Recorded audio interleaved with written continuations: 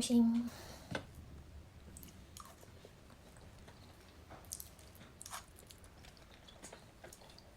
ဒါတော့နာဂိုယာဖူခိရှိမန်လို့ခေါ်တဲ့ဂျုံနဲ့လှုပ်ထားတဲ့ခောက်ဆွဲပြားပဲဖြစ်ပါတယ်။သူ့တထုံးမှာ2ယောက်စားပါပါတယ်ပေါ့နော်။ရဲ200ကျော်လေးပေးရပါတယ်။သူကပြုတ်ထားပြီးသားဖြစ်တဲ့အတွက်ကြောင့်မလို့ microwave နဲ့အပူပေးလိုက်ရုံနဲ့စားလို့ရတယ်ပေါ့နော်။အပူပေးတဲ့အခါမှာအိတ်ကိုနည်းနည်းလေးဖောက်ပေးဖို့တော့လိုပါတယ်။ဒါကတော့ခောက်ဆွဲနဲ့တုပ်စားဖို့အတွက်ကိုဘတာကိုငရုတ်တီးချက်သွန်မြူချက်သွန်နီမဆလာနဲ့တေချာစီမွေတက်ပြီးတော့ချက်ထားတဲ့ချက်သားလေးပဲဖြစ်ပါတယ်။အပူပေးထားပြီးသားဖြစ်တဲ့ခောက်ဆွဲတစ်ယောက်စာလေးကိုစောကစီတက်ထားတဲ့ကြက်သားရဲ့ပဲမုတ်လေးနည်းနည်းရဲ့နနံပင်ရဲ့ရောပြီးတော့တုပ်စားလို့ရပါပြီ။ကြက်သားကိုစီမွေတက်တဲ့ကအရသာအချို့မုတ်စားအရသာတစ်ခါတည်းထည့်ထားပြီးသားဖြစ်တဲ့အတွက်ကြောင့်မလို့ဘာမှထားပြီးတော့ထည့်စရာမလိုတော့ပါဘူး။အရန်ကိုလွယ်ကူရိုးရှင်းပါတယ်။ကြက်သားကလည်းတစ်ခါနဲ့မကုန်ဆိုရင်လည်းဘူးလေးနဲ့ထည့်သိမ်းပြီးတော့ရေခဲတစ်တာနဲ့ထည့်ထားလို့ရပါတယ်။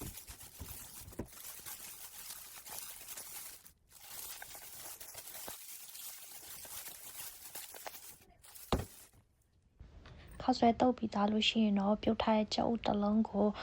ဒီခက်ထလေးနဲ့ဖြတ်ပြီးတော့ကိုလိုမျိုးပုံဖော်ပြီးတော့စားလို့ရပါပြီ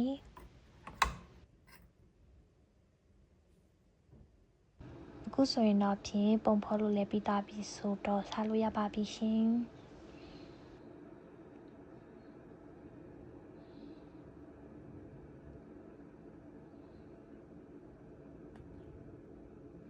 စားကြပါအောင်ရှင်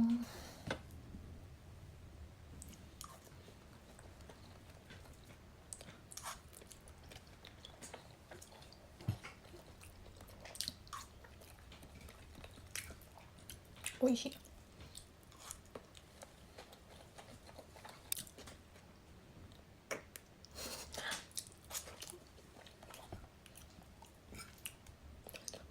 叉叉把红心。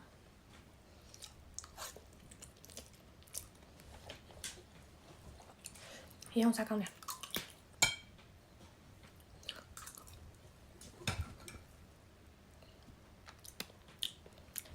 叉叉把红心。